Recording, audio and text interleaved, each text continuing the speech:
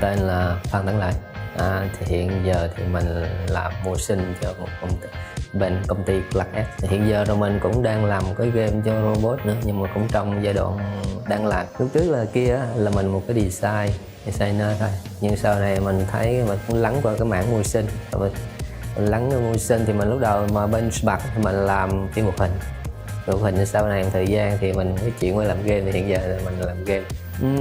Thì thật sự là mình yêu cái nghề mưu sinh của mình, tại vì cái nghề mưu sinh nó có nhiều cái AI gọi là nó rất là phong phú, nó có đòi hỏi sáng tạo rất là nhiều trong đó.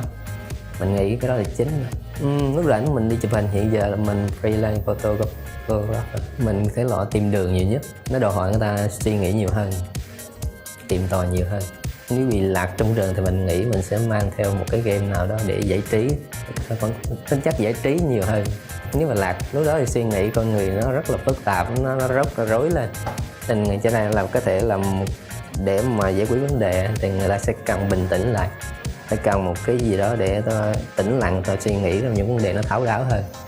Hồi đó thì cũng trẻ mà thích bạo lực, hồi đó nó cái trò Doom á, rồi game Doom hồi đó là mình cũng ấn tượng. Sau này về giải trí thì mình là cái game live đó, cái hồi mà còn Win 98 á, hồi đó cũng hấp dẫn lắm đó. Game đó mình cũng ấn tượng game đó. Hình như là khoa học, mình dựa trên khoa học mình mới tạo ra một cái game thì được. Mình nghĩ vậy. Máy móc rồi cách suy nghĩ, những cái đề tài, những cái cảm hứng từ khoa học để mình làm ra một cái game.